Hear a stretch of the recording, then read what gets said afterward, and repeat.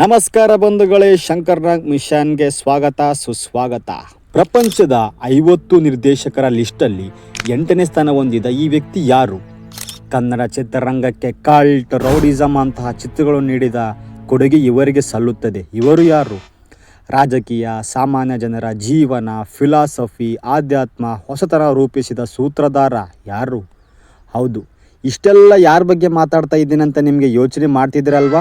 S, ಅವರೇ one and only super star, real star Upendra. ಬನ್ನಿ ಬಂಧುಗಳೇ, ಉಪೇಂದ್ರ ಅವರ ಸ್ಟೋರಿ, ಅವರ ಜೀವನ ಕಥೆಯನ್ನು ಇಂದು ನಾವು ನೋಡೋಣ. ಉಪೇಂದ್ರ ಜನಿಸಿದ್ದು 1968 ಸೆಪ್ಟೆಂಬರ್ 18 ಬುಧವಾರ 6:30 ಬೆಂಗಳೂರಿನ ಚಾಮರಾಜಪೇಟೆಯಲ್ಲಿ ಜನಿಸ್ತಾರೆ. ಇವರ ತಂದೆ ಮಂಜುನಾಥ, ತಾಯಿ ಅನುಸೂಯ, ಹೆಂಡತಿ ಪ್ರಿಯಾಂಕ ಉಪೇಂದ್ರ, ಮಕ್ಕಳು ಐಶ್ವರ್ಯ ಮತ್ತು ಆಯುಷ್. ಬಡತನದಲ್ಲಿ ಬೆಳೆದು ಬುದ್ಧಿವಂತಿಕೆ ಒಂದನ್ನೇ ಬಂಡವಾಳವಾಗಿ ಮಾಡಿಕೊಂಡು ತನ್ನ ಹಣೆಬರವನ್ನು ತಾನೇ ಬದಲಾಯಿಸಿದ ಸಾಧಕ. ಇವರು ಕನ್ನಡ ಚಿತ್ರರಂಗಕ್ಕೆ ಪಾದಾರ್ಪಣೆ ಮಾಡಿ 25 ವರ್ಷ ಆಯಿತು. ಇವರು 60 ಸಿನಿಮಾಗಳಲ್ಲಿ ನಟಿಸಿ 10 ಸಿನಿಮಾಗಳನ್ನು ಡೈರೆಕ್ಷನ್ ಮಾಡಿದ್ದಾರೆ. ಡೈರೆಕ್ಷನ್ ಮಾಡಿದ 10 ಸಿನಿಮಾಗಳು super duper hit. Real star Upendra ಅವರು ಕನ್ನಡ ಚಿತ್ರರಂಗಕ್ಕೆ ಪಾದಾರ್ಪಣೆ ಮಾಡಿದ ಮೊದಲ ಸಿನಿಮಾ ಅನಂತನ ಅವಾಂತರ. ಇದರ ನಿರ್ದೇಶಕ ನಮ್ಮ ಕಾಶಿನಾಥ್ ಅವರು. ಬಂಧುಗಳೇ, ನಿಮಗೆಲ್ಲ ಗೊತ್ತೇ ಇದೆ, ಡಿಫರೆಂಟ್ ಅಂತ ಪದ ಬಂದಾಗ ನಮ್ಗೆ ನೆನಪಾಗದೆ ಉಪೇಂದ್ರ. ಯಾಕೆ ಉಪೇಂದ್ರ ಡಿಫ್ರೆಂಟ್ ಅಂದರೆ, ಎಲ್ಲ ನಿರ್ದೇಶಕರು ರೌಡಿಸಮ್, ಗ್ಯಾಂಗ್ಸ್ಟರ್ ಅಂತ ಫಿಲಮ್ಗಳನ್ನು ತೆಗೆದ್ರೆ, ಆದರೆ ನಮ್ಮ ಉಪ್ಪಿಯವರು ನಮ್ಮ ಒಳಗಡೆ ನಾನು, ನೀನು, ಪ್ರೀತಿ, ಪ್ರೇಮ, ಸಂಬಂಧ, ಆಸೆಗಳನ್ನು ಕುರಿತು ಜನರಿಗೆ ಬುದ್ಧಿಯನ್ನು ಹೇಳ್ತಾರೆ. ರಿಯಲ್ ಸ್ಟಾರ್ ಉಪೇಂದ್ರ ಅವರ ಮೊದಲ ನಿರ್ದೇಶನದ ಚಿತ್ರ ತರ್ಲೆ ನನ್ನ ಮಗ. ಇಲ್ಲಿ ಮುಖ್ಯ ಭೂಮಿಕೆಯಲ್ಲಿ ಜಗ್ಗೇಶ್ ಅವರು ನಟಿಸಿದ್ದಾರೆ. ಜೀವನದ ಕರಾಳ ಸತ್ಯವನ್ನು ಸಿನಿಮಾದ ಮೂಲಕ ತೋರಿಸಿ ಜನರಿಗೆ ಮನೋರಂಜನೆಯ ಜೊತೆಗೆ ಬುದ್ಧಿಯನ್ನು ಹೇಳ್ತಕ್ಕಂಥ ಏಕೈಕ ನಿರ್ದೇಶಕ ಉಪೇಂದ್ರ. ಹೌದು, ಹಾಗಾದರೆ ಉಪ್ಪಿ ಇಷ್ಟು ದೊಡ್ಡ ಮಟ್ಟದಲ್ಲಿ ಬೆಳೆದಿದ್ದು ಹೇಗೆ? ಅವರು ಅಗರ್ಭ ಶ್ರೀಮಂತರಾಗಿದ್ರಾ? ಉಪೇಂದ್ರ ಅವರು ವೀಕೆಂಡ್ ವಿತ್ ರಮೇಶಲ್ಲಿ ಒಂದು ಮಾತನ್ನು ಹೇಳ್ತಾರೆ. ಸರ್, ನಮಗೂ ತಿನ್ನಕ್ಕೂ ಗತಿ ಇರಲಿಲ್ಲ, ನಮ್ಮ ಅಪ್ಪ ಕನ್ನಿಕಾ ಪರಮೇಶ್ವರಿ ದೇವಸ್ಥಾನಕ್ಕೆ ಹೋಗಿ ತಂದಂಥ ಪ್ರಸಾದವೇ ನಮ್ಮ ಊಟ ಆಗಿತ್ತು ಅಂತ ಹೇಳ್ತಾರೆ. ಉಪೇಂದ್ರ ಅವರ ತಾಯಿಗೆ ಹೆಣ್ಣು ಮಗು ಅಂದರೆ ತುಂಬ ಇಷ್ಟ. ಉಪ್ಪಿ ಅವರು ಚಿಕ್ಕ ವಯಸ್ಸಲ್ಲಿದ್ದಾಗ ಉಪ್ಪಿ ಅವರಿಗೆ ಹೆಣ್ಣು ಮಗುವಿನ ಡ್ರೆಸ್ಸನ್ನು ಹಾಕಿಸಿ ಇವನೇ ನನ್ನ ಹೆಣ್ಣು ಮಗು ಅಂತ ಹೇಳ್ತಾ ಇದ್ರು. ಬಂಧುಗಳೇ, ಉಪೇಂದ್ರ ಅವರು ಒಂದಿನ 50 ಜನರನ್ನು ಕಟ್ಕೊಂಡು ಒಂದು ಸ್ಟ್ರೈಕನ್ನು ಮಾಡ್ತಾರೆ. ಆವಾಗ ಆ ಕಾಲೇಜಿನ ಪ್ರಿನ್ಸಿಪಲ್ ಬಂದು ಕೇಳ್ತಾರೆ, ಏನು ಮಾಡ್ತಾ ಇದ್ದೀರಾ ನೀವೆಲ್ಲ, ಏನು ಮಾಡ್ತಾ ಇದೀಯ ಉಪೇಂದ್ರ, ಸ್ಟ್ರೈಕ್ ಮಾಡ್ತಾ ಇದೆಯಾ ಅಂತ ಕೇಳ್ತಾರೆ. ಆವಾಗ ಉಪೇಂದ್ರ ಹೇಳ್ತಾರೆ, ಸರ್ ನಾನು ಒಬ್ಬನೇ ಅಲ್ಲ, ನನ್ನ ಹಿಂದೆ 50 ಜನ ಇದ್ದಾರೆ ಅಂತ ಹೇಳ್ತಾರೆ. ನೋಡಿ, ಅವರು ಪ್ರಿನ್ಸಿಪಾಲ್ ನೋಡಿದ ತಕ್ಷಣ ಅವರೆಲ್ಲರೂ ಹೊರಟೋಗ್ಬಿಟ್ಟಿದ್ದಾರೆ.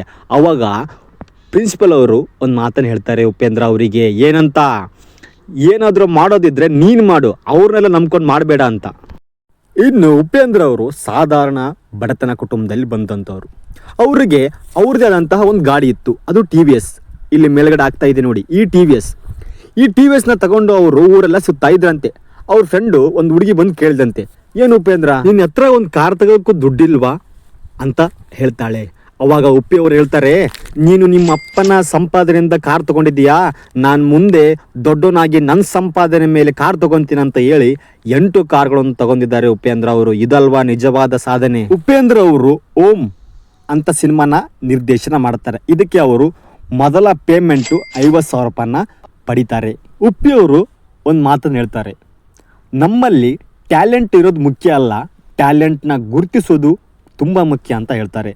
ಈ ಮಾತು ಯಾಕಂದರೆ, ಕಾಶಿನಾಥ್ ಅವರು ಉಪೇಂದ್ರ ಅವರನ್ನ ಸುಮ್ಮನೆ ಇಟ್ಕೊಂಡಿದ್ರಂತೆ, ಸುಮ್ಮನೆ ಕೆಲ್ಸಕ್ಕೆ ಬರ್ತಾನೆ ಹುಡುಗ. ಅದೇ ಹುಡುಗ ಇಂದು ಕನ್ನಡ ಚಿತ್ರರಂಗಕ್ಕೆ ನಂಬರ್ 1 ಡೈರೆಕ್ಷನ್ ಮಾಡಿ ಡೈರೆಕ್ಟರ್ಗಳ ಡೈರೆಕ್ಟರ್ ಅಂತ ಕರೆಸ್ಕೊಂಡಿದ್ದಾರೆ. ಓಂ ಚಿತ್ರದ ಕತೆ ಹೇಗೆ ಬಂತು ಉಪೇಂದ್ರ ಅಂತ ಕೇಳಿದಾಗ ಉಪೇಂದ್ರ ಅವರು ಒಂದು ಮಾತನ್ನು ಹೇಳ್ತಾರೆ, ನನ್ನ ಫ್ರೆಂಡು ಪುರುಷೋತ್ತಮ್ ಅಂತ ಇದ್ದ, ಅವನ ಘಟನೆಯನ್ನೇ ನಾನು ಓಂ ಸಿನಿಮಾ ಮಾಡಿದೆ ಅಂತ ಹೇಳ್ತಾರೆ. ಉಪ್ಪಿ ಅವರ ಮೊದಲ ನಟನಾಗಿ ನಟಿಸಿದ ಚಿತ್ರ ತಮ್ಮದೇ ಆದ ಎ ಅನ್ನೋ ಸಿನಿಮಾದ ಮೂಲಕ ನಡೆಸ್ತಾರೆ.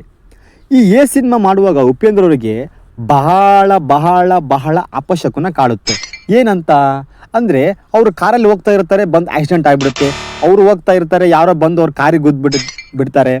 ಆವಾಗ ಉಪ್ಪಿಯವರು ಇಷ್ಟೆಲ್ಲ ಅಪಶಕನ ಆಗ್ತಾ ಇದೆಯಲ್ಲ ನನ್ನ ಲೈಫಲ್ಲಿ, ನಾನು ಈ ಸಿನಿಮಾನ ಮಾಡೇ ಮಾಡ್ತೀನಿ ಅಂತ ಹೇಳ್ಬಿಟ್ಟು ಆ ಸಿನಿಮಾನ ಮಾಡಿ, ಸಿನಿಮಾನ ಯಾವ ಥರ ಮಾಡಬೇಕು, ಕರ್ನಾಟಕಕ್ಕೆ ಕನ್ನಡ ಚಿತ್ರರಂಗಕ್ಕೆ ಹೊಸ ಚಿತ್ರವನ್ನು ನೀಡಿದಂತಹ ನಿರ್ದೇಶಕ ಉಪೇಂದ್ರ ಅವರು ಸ್ನೇಹಿತರೆ. ಉಪೇಂದ್ರ ಅವರು ಕನ್ನಡ ಚಿತ್ರರಂಗಕ್ಕೆ ಹಲವಾರು ಜನರನ್ನು ಪರಿಚಯ ಮಾಡಿದ್ದಾರೆ ಸ್ನೇಹಿತರೆ.